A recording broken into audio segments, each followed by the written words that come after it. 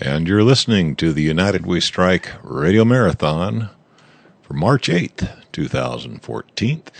And we've just concluded our U.S. Roundtable. And our last presentation for the evening is a pre-recorded session from Vinny Eastwood, who's a regular broadcaster on the United We Strike Marathon. Please do stand by as I bring on Vinny Eastwood. Teletaria by Ian Wishart, narrated by Vinny Eastwood. Prologue. If you have nothing to hide. In the Matrix film, Neo says to Trinity, "What is the Matrix?" She replies, "The answer is out there, Neo, and it's looking for you, and it will find you if you want it to." If you follow that hoary old chestnut to its oft-quoted ending, you would not fear any of what you are about to read in this book. Unfortunately, it is one of the most cunning propaganda phrases ever unleashed into the conversation of ordinary or garden variety members of the public. It is designed to imply that only the criminally guilty have any reason to hide their affairs from lawful authority. In the gaze of public and media pressure, who amongst us would not drop their trousers at the request of authority and expose our buttocks to the nice Homeland Security officer at the airport? That's exactly what happened to American-born Shoshana Hebshe after a flight from California to Detroit. During her several hours in detention, Ms. Hebshe was subjected to an invasive and humiliating strip search which required her to strip naked, bend over, and cough. It's a more modern take on the leery old doctor's motto, "Please remove your top," and say, "Ah." Hebshe's crime, although American by birth, was to be of Middle Eastern ethnicity and seated next to a couple of likely characters from South Asia on the flight who were acting suspiciously, and both went to the toilet for long periods. Hebshe didn't know the men. She was a victim of random airline seat location. In fact, had they bothered to ask, they would have found Shoshana was the symbol of multiculturalism. Daughter of a Jewish mother and Saudi Arabian father, married to a doctor and a freelance journalist to boot. For all we know, perhaps that last fact was her real crime. Alternatively, perhaps the security officials were suspicious that anyone would voluntarily fly to Detroit, a city now bankrupt and in large portions turned to ruin, where even cattle and chickens can be found foraging on abandoned city blocks. Regardless, Shoshana was dragged off the plane at gunpoint, as her lawsuit against the federal government lodged 2013 made clear. Agents and employees of the FBI, the TSA, CBP, and Wayne County Airport Authority Police collaborated and put into place a plan to divert and board the aircraft, arrest Miss Hebshe and the two men sitting next to her, and remove them to a detention facility at the airport for questioning. At approximately 4:25 p.m., defendants Carmona, Bone, Johnson, and defendant ICE Special Agent Brumley, along with other officers, boarded the plane, heavily armed, and ran down the aisle where Miss Hebshe and the two other men in her row were seated. Several officers shouted at the passengers to keep their heads down and put their hands on the seat in front of them. Miss Hebshe was stunned when the officer stopped at her row and yelled at her and the two men seated beside her to get up. Shoshana soon found herself in an interrogation room with an officer named Toya Parker and was instructed to drop her tweeds for Uncle Sam. Defendant Parker took off Miss Hebshe's handcuffs and told her to remove all clothing, including her underwear and bra, so that she was completely naked. Defendant Parker instructed Miss Hebshe to stand facing the wall, away from the video camera, so that at least part of her body would be concealed. Miss Hebshe was instructed to bend over, spread her buttocks, and cough, while Officer Parker stood a couple of feet away and watched. Defendant Parker then instructed Miss Hebshe to take her hair down from its ponytail so Defendant Parker could feel through Miss Hebshe's hair. Defendant Parker lifted Miss Hebshe's eyelids and looked into her mouth. Lifted her eyelids? The long and short of the story is that despite having every orifice searched, Shoshana Hebshe ended up having nothing to hide. It also turned out she had everything to fear. Before Miss Hebshe was returned to her cell, her handcuffs were removed, and she was fingerprinted and asked her date and place of birth, weight and height. Defendant unknown TSA Officer 2 then came into Ms. Hebshe's cell with Ms. Hebshe's phone and required that Ms. Hebshe show the Twitter messages she had sent from the airplane upon landing, as well as her Facebook profile. At approximately 7:30 p.m, Defendant Brand authorized the release of all 3 suspects. Ms. Hebshe was finally allowed to call her husband and let him know she was okay and could leave soon. As soon as she started to speak to her husband, Ms. Hebshe cried. One can understand post-9/11 people and flight crews being jumpy about suspicious-looking Middle Eastern passengers, but surely a handshake and a discussion over a coffee in the interrogation room is a more productive introduction than a booty shake and a slap on the rump. After that experience, you might be thinking, who in their right mind would book a flight to Detroit these days? But on a more serious note, Shoshana's story encapsulates the risk of assuming that just because you are innocent, your day won't turn to custard at the hands of the government. I began this chapter with the infamous quote, "If you have nothing to hide, you have nothing to fear." A more accurate restatement of the proposition is, if you have reason to fear, you have reason to hide. The essential question this book asks is a simple one. Do you have reason to fear? Have we reached a point where the power of the state worldwide has become overbearing and unreasonable? Have we given our respective bureaucracies too much power in the name of creating a protective nanny state? This is not a book about shadowy conspiracy theories. Everything in this book happened as is described. The details are meticulously footnoted and cited, where possible with a web address as well, so you can check it for yourself. As you will discover, the agenda is actually hidden in plain sight for the most part, and there's nothing shadowy about it. What this book aims to do is bring together different parts of the jigsaw and reassemble them to make it easier to see the big picture. Only then can you truly make an informed decision as to whether the powers of governments, aided by modern technology, have tipped the balance too far in favour of the state and its lobbyists. This also is where the slippery slope argument kicks in. Prick your ears up and sit up straight, because based on the evidence now emerging, we are on the brink of a power shift tipping point, or a point of no return. The danger is that, for the first time ever, the state is morphing into a global entity which will be far too large for any individual or indeed any individual nation to challenge.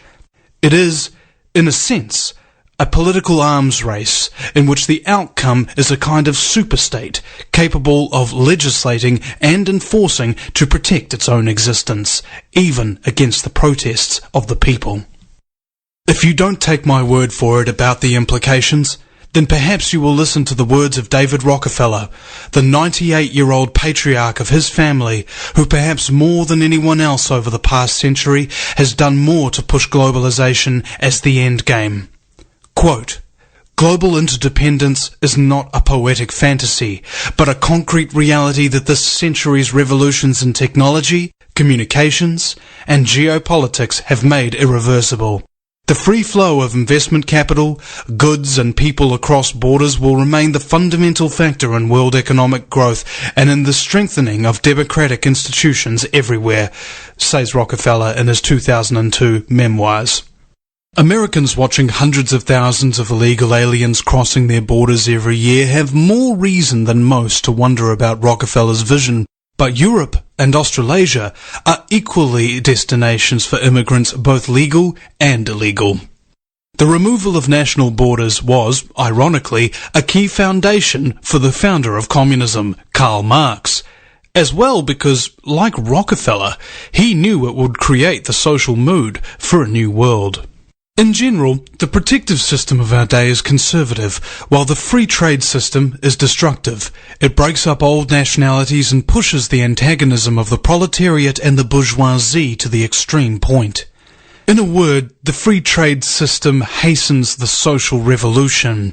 It is in this revolutionary sense alone, gentlemen, that I vote in favour of free trade. With free trade eventually comes freedom of movement, although it is not yet fully operational, as US theologian Daniel Grudy noted in a paper on migration. Quote, The fact that in our current global economy it is easier for a coffee bean to cross the borders than those who cultivate it raises serious questions about how our economy is structured and ordered." End quote. However, these men, including Rockefeller for all his sins, are only saying exactly what the premise of this book is, that new technology and political aspirations have made a single command post for the entire planet not only possible, but almost unavoidable. For the first time in human history, those with ambition who nurse a genuine desire to control the world might actually achieve it. The questions you should be asking are no longer if this will happen, but when. And who are those ambitious people? What do they stand for? What do they believe? To one extent, the title of this chapter is correct. If you don't buck the status quo, if you accept the limitations on freedoms your ancestors fought hard to gain, if you don't stand out from the crowd and just go about your own business, doing what you were told, then you probably do have nothing to fear. But if, one day, you decide the state has gone too far and you begin to challenge those limits politically, you may well have something to fear. Just look at the IRS monitoring of conservatives revealed recently. What we need to be publicly debating in bars, on talk radio, around dinner tables, in newspapers, is whether we want that future, because by my reckoning, we have about 5 years to prevent it. You may be a left-wing voter. You might hate conservatives. You might think it's a good thing that the IRS and other government agencies are spying on and harassing your political opponents. But think about something else for a moment. An infrastructure and political system that allows such outrages on one side can equally be used against you when the time comes. Who, then, will you run to? As German pastor Martin Niemöller said, "First they came for the communists, and I did not speak out, because I was not a communist. Then they came for the socialists, and I did not speak out, because I was not a socialist. Then they came for the trade unionists, and I did not speak out, because I was not a trade unionist. Then they came for the Jews, and I did not speak out, because I was not a Jew. Then they came for me, and there was no one left to speak out for me." The whole nothing to fear if you have nothing to hide argument is presumptive. That is, it is made from a presumption that the state has the right to know your innermost thoughts or private dealings. It also presumes that you truly know the motives of the state, because if you actually don't know the motives, how can you possibly truly know if you have something to fear or not? The whole point of freedoms is that they are seen as things the government has no right to touch. In the US Constitution, such freedoms are defined as given by God to all people, not given by the state. The reason for this was not because the founding fathers of the US were rampant Bible bashers. Far from it in many cases. What they were actually doing was creating a legal framework to say that we, the people who are writing this Constitution, derive certain fundamental rights that the state should never be able to touch. Therefore, we allocate the giver of those rights as an authority higher than the state. If the state were to become the supreme being in a legal sense, it could cancel those fundamental rights at will. God is in the US Constitution not for spiritual reasons, but for legal reasons.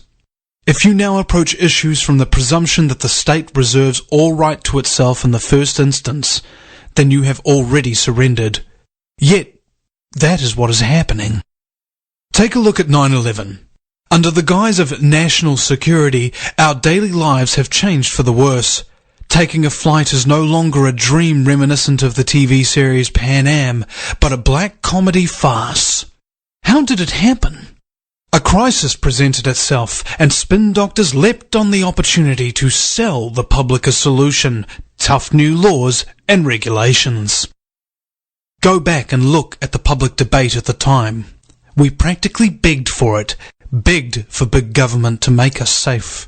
The same sort of crisis talk and manufactured solution is rife in the climate change debate as well, but with the added twist that they've been so successful on the climate issue that a massive global governance framework is a mere whisker away from being implemented on the back of that Trojan horse. We are entering, I argue, what you could call the post-democratic age, where the needs of the state are seen as trumping the needs of the citizens. The public exist, in the eyes of the elite, as a means of serving the state, not the other way round. In a sense, this is not a new concept. It has been traditional throughout Western civilized history that the state was supreme, usually embodied in its monarch, and the people were subjects, not citizens. The American and French revolutions in the 18th century put a spanner in the system of administration for a while, but supporters of the supreme state doctrine have regained the upper hand, even in the heart of America itself. They have achieved it not through force, but through propaganda and the persuasive powers of similar thinkers sprinkled as commentators and news editors in the mainstream media. They have done it with the assistance of idealists in the education systems who have ensured 2 generations of children have been indoctrinated into thinking globally, acting locally. We have become our own civilizational executioners without even realizing. We have delivered the bullets to be used against us. We have voted for those who will continually sell our freedoms down the river in return for a cushy retirement fund and big campaign donations. The system is post-democratic in the sense that it is no longer true to the original principles. Sure, you will still get the vote, but all elections seem to do is rearrange the deck chairs on the ship while its unseen captains continue to steer their own course. Red, blue, left, right. Nothing really changes, because the system looks after itself and throws up successful candidates who know the rules and know who they owe their success to. Why is this? Who is really steering the ship? The answer, later in this book, may stun you. 2nd century Roman satirist Juvenal coined the phrase, or at least he gets credit for it, "Give them bread and circuses." It was a cynical analysis of how the Roman power brokers manipulated the public with distractions and handouts, and how the crowds loved it. 2,000 years later, have we really changed? Intriguingly, Juvenal's satires also gave us another phrase worth remembering: Qui custodet ipsos custodis. In English, who watches the watchers. An early forerunner of power corrupts. To understand where we've come from, and why power brokers want to take us back there, we will have to reacquaint ourselves with a little history. Above all, Totalitarian is a book about the drive to hold power over others. Do not assume for a moment that just because we drive flash cars and use smartphones, that the age-old lusts and ambitions that have always driven human affairs are not still there, lurking just under the surface. The essence of this book, then, is not conspiracy theory, but convergence theory. The idea that sometimes a tipping point is reached because a range of different social threads begin to interweave amid a convergence of opportunities. The phenomenon is similar to a shark attack. The smell of the prey lures otherwise independent sharks in for a feeding frenzy. None are acting in concert. Each has their own personal agenda, but they share a target: you. As we shall discover, some groups in this story are motivated by economic power, some by political power, some by religious power, and some by idealism. Some are motivated by a combination of these factors. To understand, we have to find out what drives them. This book is split into 2 main sections. Firstly, an analysis of just how totalitarian-like our modern civilization has become. What are the technological and social changes that encroach on our basic freedoms? What are the systems that might be acceptable to us today for one purpose, but which can be used against us by a future administration? The second part of the book is devoted to finding out what drove our civilization to this precipice, and meeting some of the people and groups behind it. Whereas part 1 is illuminating, I will suspect you will find part 2 explosive, as the book moves into top gear and accelerates to its conclusion. Let's begin. Well, you were listening to a pre-recorded presentation by Vinny Eastwood, our participant from New Zealand. You can find more of Vinny's material at thevinnyeastwoodshow.com. That's the Vinny with a Y, eastwoodshow.com. And that concludes our United We Strike radio marathon for March 8th, 2014. I'm Gary Hendershot, spinning the dials and pushing the buttons, sometimes the wrong one. I would like to thank all the listeners for sticking with us. And if you tuned in late and you might have missed some of the earlier broadcast, if you hang on for about 5 minutes of dead air, I should be spinning up the Auto DJ feature, which will start the rerun. Probably going to take me 5 minutes or maybe just a little bit more to get the file uploaded and get the Auto DJ turned on. So if you missed some of the earlier broadcasts, please be patient. I should have that Auto DJ spinning in just a few minutes. Thank you again for listening. Good night.